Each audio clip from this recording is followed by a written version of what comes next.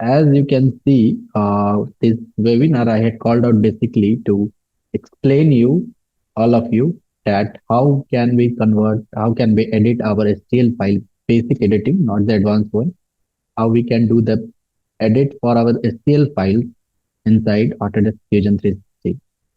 And once you will edit your STL file, we'll learn few multiple points while doing this. And those points are like, we'll learn how to open your STL file in Fusion 360 because Fusion 360 is a cloud-based CAD/CAM software. So you need to learn how to upload your files and how you can open those files. Then you also had to learn whenever we had learned how to upload those files, then we'll learn how to scale our CAD model inside Fusion 360 because uh, most of the times, whenever you are importing your files like STL files or any other files into any different CAD software that is not its parent software, then the scale is getting changed because of the unit has been used to prepare that 3D model. Sometimes people are using millimeters, you are using centimeters, and in Asian and in European countries, people are using inch, foot, and inches. So because of that, uh, the difference between the model dimension and because of that, whenever you upload your STL file to Fusion 360, dimension just got changed. So we'll learn how to scale our 3D model to the right measurement inside Fusion 360. After that, we'll be covering how to turn on the design history inside Fusion 360 because there is a tool, there is setting inside Fusion 360 that is known as design history, and that gives us a lot of freedom while editing our drawing or to make any changes whenever necessary. And after that, we'll learn how to make changes to the STL file, and that is our main agenda for this complete webinar or seminar, whatever you call it. After we learn how to make changes to our STL file, we'll learn how to convert your mesh file to a solid model. So that is also very important, and that feature I don't know any other software have those features or not, but in Fusion 360 we have that feature directly inside our modeling workspace. And finally, we'll learn how to export your edited STL file to a step file, right? So these are the basic concepts. These are the basic points that we'll be discussing today. And if you want to learn this, if you are attending this session, I am hoping that you guys have access to Autodesk Fusion 360 tool because this software is basically free for students for 1 year. So you don't need to pay for to activate the license for this software. You need to have a student ID, and from there you can activate this Autodesk Fusion 360 tool. Since that were all our agenda, so let me launch my Fusion 360. There you can see this is my Fusion 360 basic user interface, right? But before we'll move on to the basic user interface, so as you can see, this is my Fusion 360. But before we'll get started, we need some STL file, right? We need some STL file that we can use into our project, that we can use into the today's webinar to learn how to edit. So that file, that model I had already downloaded from the internet. And if you'll go into the websites like Thingiverse, you can also download one model for your practice. There are hundred thousands of models available over there. So you can see this is the model that I had downloaded. So I downloaded it as a zip file. I had unzipped it, and here you can see to go into the file section, we got some STL files. So here is the one STL file. Here is the next STL file. So we got multiple STL files. So basically, for this session, I will be editing this simple STL file that you can see over here. So it's a kind of clamp basically used to mount Raspberry Pi to your 3D printer, like for FL Sun or something like that. I will just show you a small picture so we'll get an idea like what is the product actually. Here you can see. So by using these clamps, you can mount it with your rail. Here you can see these are the structural rails, and you can attach your Pi onto it and you can mount it. It's a kind of a snap fit arrangement that you can use and mount it onto your rails. So this is the product basically that we are going to edit. And since my requirements, I had some already enclosure created for my Pi, and I wanted to use the same clamp, but I want to make edits, so it will be attaching with my old enclosure. That's why I'm making edit. So, and here you can see the current one have designs like this, but I had edited this to something like this. There you can see the changes. So this is basically that we're going to learn today. So let's move on to Fusion 360. So I have already created some folders, empty folders into my Fusion 360 dashboard data panel. Here you can see that. And if I'll just go on to this folder, there is nothing over here. But the first thing that we're going to do is we'll learn how to upload any CAD files that you are taking from the other media, like some other software. You can how you can upload it. So simply click on the upload tool. It's very simple. Just select your file, and then you can navigate for your file onto your desktop. I will go onto the right folder and we'll look for the file. Here you can see, here is the folder, and here is my file. Here you can see this clamp file that I want to upload. I will simply select it, click on open, and here you can see it, the file. Here you can see the file name, type, and size, right? So this format is acceptable in Fusion 360. That's why it's giving me all this information.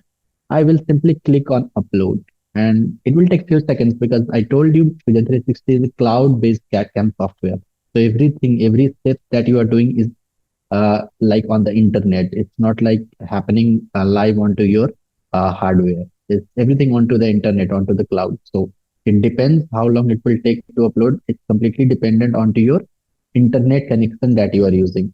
So right now, if you can see, it's getting uploaded. It's still getting uploaded. So it will take few seconds or few minutes, maybe 30 seconds or 1 minute max, and it will finish uploading. So you can see it's almost finished uploading. I can close it. You can see it just got uploaded. Now, the first thing what we did, we had uploaded the STL file into our Fusion 360 data pack, Fusion 360 cloud space.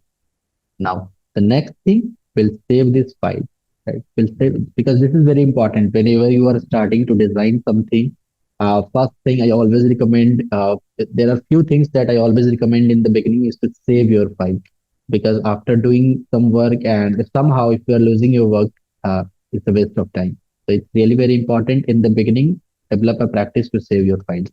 I will just give it a name, new name. I will write it, edited, clamp. Here you go. Now in the location, it's getting saved onto the same location. Here you can see this location, right? So I will click on save. Location is right, and you can see the file name just got updated and file got saved over here. But this doesn't have any design inside it. That's why it looks like an empty object, right? So now the work of this data panel is over. I can hide it. Just click on the that close icon and it will get hide onto the left side. It's really simple. If anytime if you want to bring it back, you can just click on these dots over here that shows data panel, and it will be back over here. So it choice is all yours. I will hide it since the save work I had just finished. And now I am back to my drawing or design with the space. Right. And the next thing I always recommend is to whenever you are starting a design, make sure that your document units are correct. Because once you will start modeling your objects or the stuff, and in the middle, if you're finding that you are using the wrong system of measurements or something like that, it can create problem. So uh, I will simply go on to the document setting to check my system of units. And here you can see it says millimeter right now. So it's correct. Millimeter, this was the system of unit I planned to use. So I will just keep it millimeter. If you want to change it, you can click on this change active unit, and a new window will pop up something like this. There you can see I can from there I got multiple choices, and I can select any one of them and I can change my units. Right. So this is how I can do. And anyone, if you have any question or anything all the time, you can ask me into the chat box, I think, right? Whatever, you guys can see chat box, right? Let me just open the chat box. Or also you can, if you have any questions, you can also put that into your question and answer section, Q&A section. I will try to answer. I will try to help you. Yes. Okay. So just give me a second. Some messages coming. Yep. So now, here you can see my units is also correct. So we are almost ready. Now the next thing that will be opening that STL file, will be inserting that STL file into this 3D model. So I will just go on to my data panel again, and this is the STL file that we had created. So I will just make a right click on this STL file and we'll click on the insert into current design, right? I will click on the insert into current design, and this STL file, the clamp that we had uploaded into Fusion 360 dashboard, it just got inserted into my current design. Here you can see. And inside this design tree, you can see this says that this file is not inside this file, but it is being externally linked. This icon says that. I will press OK to keep it onto this place. Then I will make a right click and we click on break link. I will simply break the link. So it will be now, you can see the link got broken. Now this file is directly into this edited clamp file, right? Now you can see this is a step STL file, right? And because of that, you can see all the mesh triangles, right? So it's like whenever you try to export something to STL file, uh, what software does is it converts that file data into a mesh file, right? And mesh file is all combination of multiple triangular faces, right? Multiple triangular faces of zero thickness almost. So if you'll see, if I will show you the section view, here you can see if I will show you a small section analysis, you can just give me a second. So here you can see how the file looks like. It looks like it's having a file that is hollow from inside and is having almost zero thickness. You can see that. It's all because it's a STL file and it's being exported from some other software into Fusion 360. So that's why the problem is, and we cannot use this file for modeling or any kind of stuff because it's a STL file, it's a hollow file, it's made out of multiple triangles. You can see that multiple triangular faces. So it's a combination of multiple triangular faces.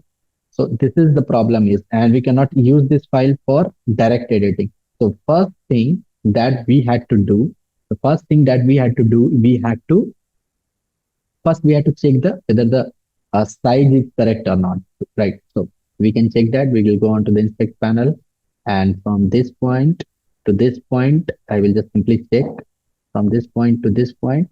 Here you can see it says 847 millimeter, so almost near to around 1 meter, right? And it's completely wrong because the image that I had shown you, if you'll remember the image of the product, you can see the file is just like 100 or something like that. It's very small in size, like it's almost the size of the Raspberry Pi.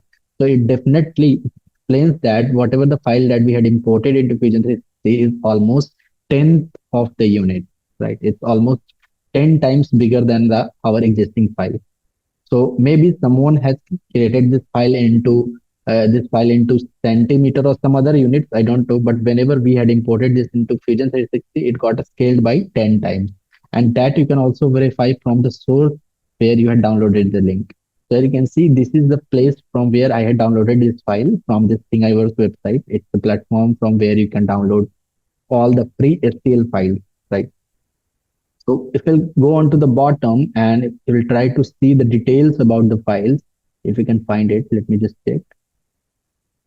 And even let's say this is the clamp file we were editing, right? So we'll try to see that file into the 3D viewer. Let me just see it. So this is the file, right? And if we'll go and check into the 3D view, and if we'll try to check the measurement from one point, okay, let me check the measurement. I don't think we can measure it into this software, but this is the file basically, right? So the question here is like how you can identify that what is the exact scale for our 3D model, right? What is the exact scale, and accordingly you can scale it up or scale it down, right? After importing into Fusion 360. In this case, I had estimated because it's been mounted onto the Pi, and this I have access to this rail. So the rail that you can see over here, this 3D printer, I have this 3D printer called FL Sir, and I have this rail. So from here, I can estimate that that is around 10 times bigger. The file that I had imported is around 10 times bigger. So it's really very simple to scale it down. What we'll do, we'll simply go on to our modify section. Here you can see inside Fusion 360, and there is a simple tool called a scale tool, like we used to see in any other CAD software. So we'll simply activate this scale tool, and next thing, a window will pop up like this, where the first thing it is asking me to select the entity that I want to scale. So this is the clamp, and this is what I want to scale. So I will click on this entity. If you cannot click it, click it, this means I had to go on to the body level. I had to select that file. This means body. Here you can see it got selected. Now in I want to scale it uniformly from all the three different axes, right? From X, Y, and Z axis. I want to scale it uniformly. And scale factor, I just want to give zero point 0.1, right? I want to scale it down by 10 times. So I will simply write 0.1, 0.1, 0.1. There you can, and it is getting scaled down. You can see in the preview itself. I will just press OK, and it just got scaled down to 10 times smaller. Now I will activate my measure tool and from the inspect panel, this measure tool, and we'll try to measure from this corner to this corner. And you can see it's almost 86 or whatever the size is. So now it is in right scale, right? So there can be a case. So let's say some file has been prepared from some European people, and those people mostly use system of units like foot and inches. So whenever you will try to import the files that is being prepared by those people and will try to import that into Fusion 360, there are chances that your files will be 25.4 times than uh, bigger than the original file. It's because 1 inch is almost 25.4 mm. So in that case, you have to scale it down by 1 divided by 24.5. So you have to calculate that those scale factors. Right? Simply try to estimate the system of units first, like what system of units has been used to generate the original file, and that can be estimated most of the times either by estimating the project size or by going through the documents written by the original creator, right? If you can also check it on the different sections, or also what you can do, you can there is no other way, I think so, but either you have to estimate, or you have to go with the details being provided by the original creator, right? These are the two ways that you can follow. So we did it already. We had to scale down our model to the right scale. Now the next thing that we're going to do is we'll turn on our design history, right? So what happens in Fusion 360 basically is whenever you'll try to import any external file into Fusion 360, design history is turned off. And in Fusion 360, basically, there is a feature that you will get onto the bottom of your Fusion 360 screen, from where you can update your CAD models at any point of time. You will have that feature. Even we have those features into SolidWorks and some other stuff from the design tree, but in Fusion 360, the design tree is completely separate. You can do all those controls from the design history only. And that you can activate. Just click on the top level component name over here and make a right click. And here you can say, it says do not capture design history. But in our case, it's already activated by default. You can see that's why it says do not capture design history. If it is not activated, it will say do capture design history, right? So it's already activated. So that's correct. So as you can see, we did few steps already. First step, we had inserted this file into this Fusion 360. So this is the first step. Now in the second step, we took the file and we had break the link, right? So here is the second step, and these two were the same step. Now in the third step, we took the STL file and we had scaled it down. So this is the symbol of scale. And even if I will hover over my cursor over here, it says that on this step, we had performed a scale operation onto this mesh file object. And that's why the symbol explains itself over here. So that is how you can control onto your design. Now, the next thing that we had to do, we had to convert this mesh file into step file first. Then only we'll able to uh, make changes. So do not convert this to step file. What we can do, we can convert this surface file into solid model, right? So right now, if I'll show you the inspect section again, section views. Let me just show you the section views. You can see the file are still hollow, right? Having zero thickness. So this cannot be used as the editing. So what I will do, I will change my tool space. Here you can see onto the top to the mesh. Here you can see. What I did, I changed my tool space into inside the SolidWorks to mesh tool space. And now from here, if we'll go on to the modify section, you can see there is a tool called convert mesh to solid. And even the icon itself explains that if I will run this tool, if I'll operate this tool, what it will do, it will convert my mesh file to a solid body. So now I will activate this tool.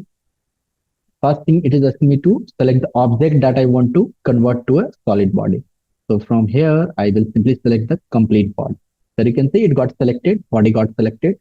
Now operation, I will keep it as a parametric. I don't want to go with the base feature. I will simply keep the parametric. And method, I will use this since our body, you can see there are multiple triangular faces. So I will use this first feature called facet faceted. As you can see in the explanation itself, it says the mesh body to individual faces, right? Either if your body has multiple faces composed kind of triangular or faces, then you can use this feature. You can use this method, and then I will press OK. So the moment you will press OK, and since there are multiple faces into design, so Fusion 360 may take few seconds. And here you can see this is my result.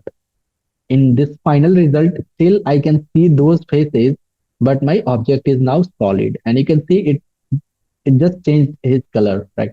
And also you can see inside the bodies, instead of mesh file, I can see a solid body symbol over here. This means that my object just got converted from a mesh file to a solid body now. Not mesh body, it's a solid body now.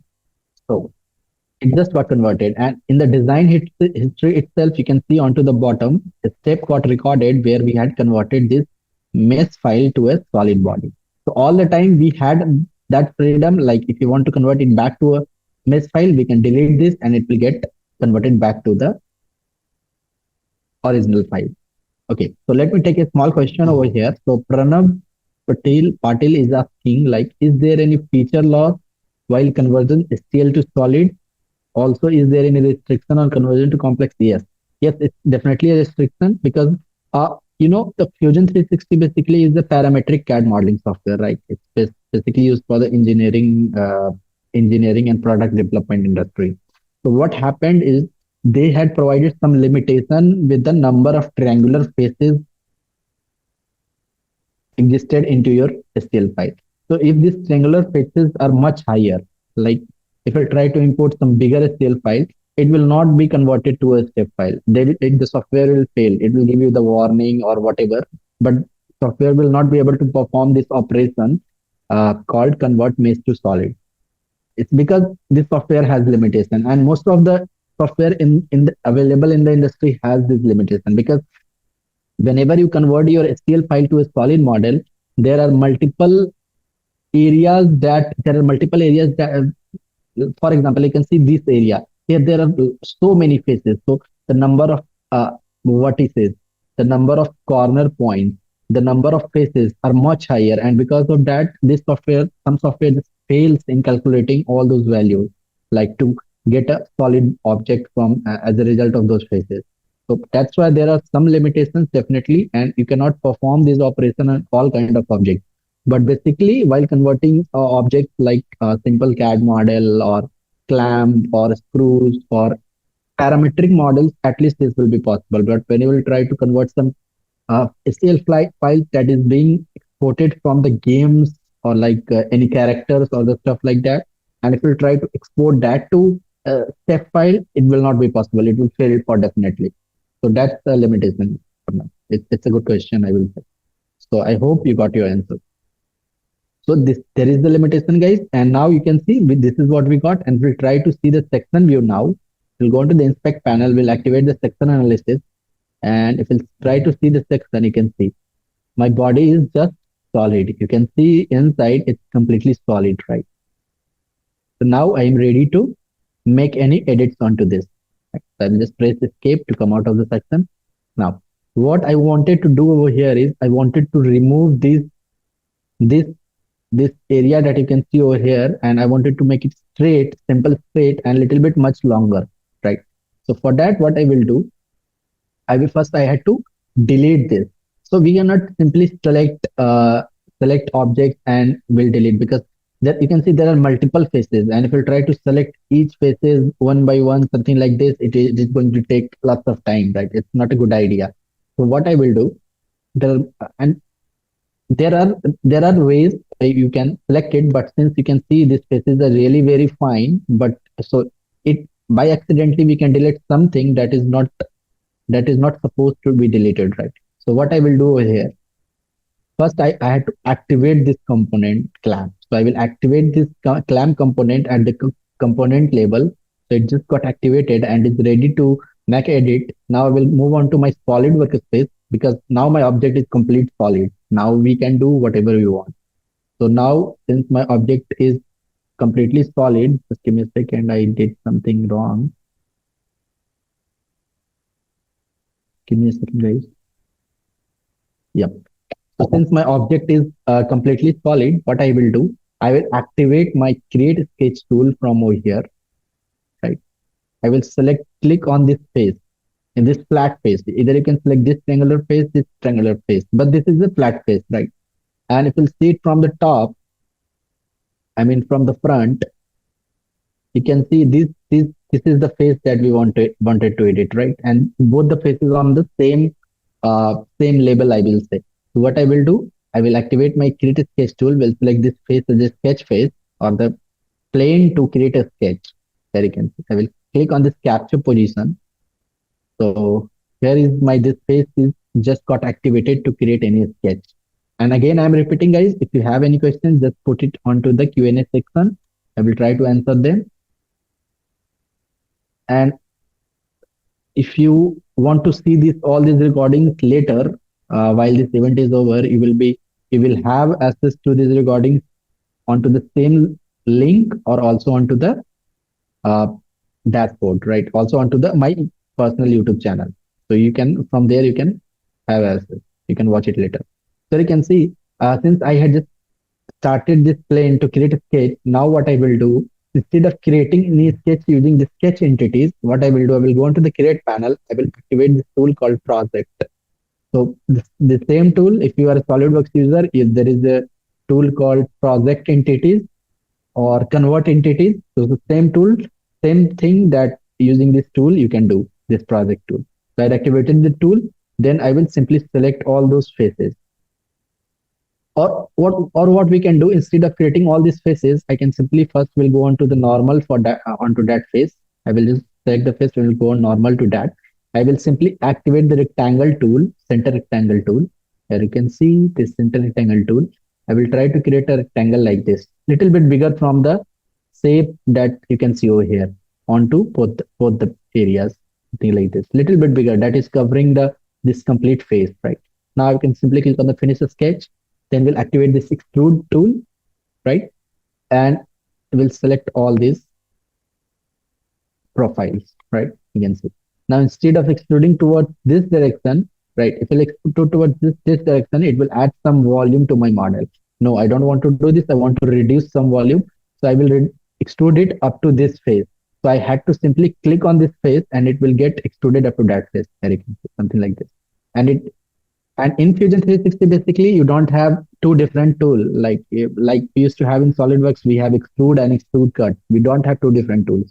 We have just one simple tool that is known as extrude, and by using that tool, either you can add volume to your body or subtract volume to your body. So it's kind of intelligent software, I will say. So whenever I extruded it towards backward towards the body, it it is getting cut, right? But still, if you want to add materials, you can change the operation over here as join, right? So if I'll change the operation over here as join, it will join the material. But no, I want to make a cut, so it was correct. I will press OK, and here you can see we had just removed that area, removed that clip, removed that face that we want needed. Now what we want to do is we want to extend these faces, right? We want to extend these faces. Now to extend these two faces, what you have to do is simply activate your extrude tool, click on the face and drag it towards like this. And whatever the values you want to add, like 10 mm, I will just press OK. We'll repeat the same onto the other side. Select the face, 10 mm, here you can see, and we are done. So what we did, we had quickly made an edit. So now our file is ready. Our file is almost ready after the edit. And this is the result we needed. And it was very quick, all because in Fusion 360, you can do direct modeling, direct editing onto the software. And all the steps that we had performed to get this shape, all the steps, you can see is getting recorded into the design history. Like we had created a sketch first, then we had used the extrude tool to subtract those two lips, right? Those two front faces, those two front area that we wanted to delete, and then we used to extrude to extend these uh, extend these what I will say extend this wall onto this direction. So all the steps is getting recorded. For example, all the time, let's say we want to change this value that you had extruded, because we had extruded by 10 millimeter. If you want to change this value, simply come onto the design history, make a right click, click on edit feature. Then again, you will be back to make changes. So let's say I want to make it 8. So I will press 8, will press enter. So this one is 8, this one is still 10. So again, also we had to make it right click, click on edit feature, and we can make it 8 also. There you can see.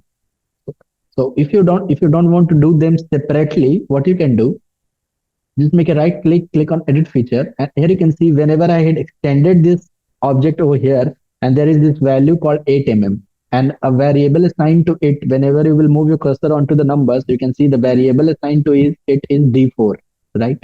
So instead of while extending the second clap, instead of inputting the values over here as 8 mm, you can also write D4, right?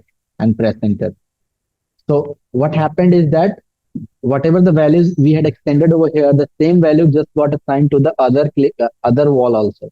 So whenever you will change the original one, like here, if I'll change back to 6, press enter, the next one already got updated quickly, because both of them using the same variable value, that was D3 or D4, I think, right? Let me check. Yes, it was D4. So this is how you can do. This is how you can edit your 3D model.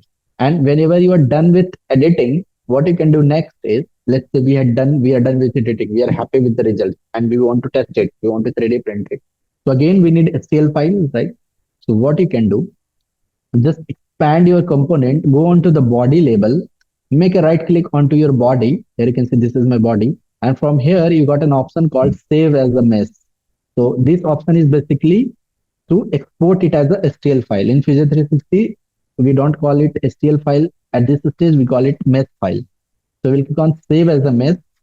Then we'll get an option in a box. We got few multiple formats. Like these days, for 3D printing especially, people are also using 3MF file format, right? And it's all because 3MF file formats carry lesser sizes. So if you have a very complex STL files and bigger STL files, and if you try to export it as a STL model, then the file will be created of very large size. And because of that, this 3MF file came, and they already included into Fusion 360. So 3MF also, you can export it as a 3MF, you can export it as a STL. So I will just keep this STL at this moment. Unit type, if you remember, we had used the unit type in the document setting as millimeter. So I will keep it millimeter. Simply, I will click on OK.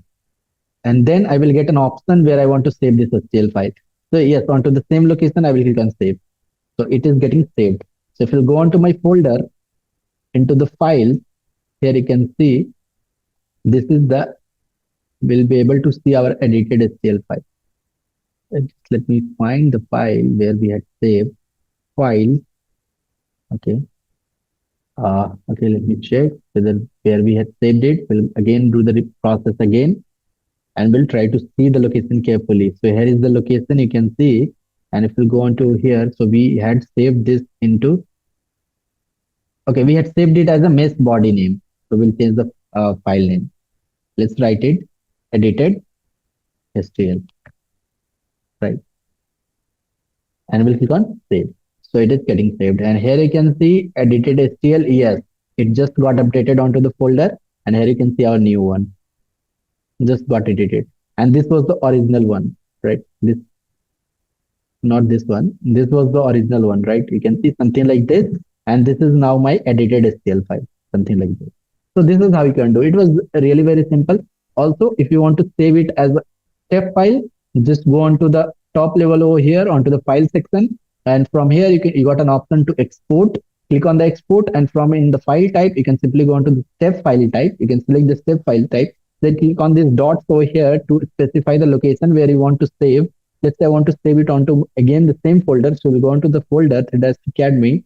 And let's say we are working on to this STL file editing folder. We'll click on the save, export, and it will take few seconds because again I am telling you it's a cloud-based CAD/CAM software, so it takes time to export things from the internet. It's completely dependent onto your internet speed.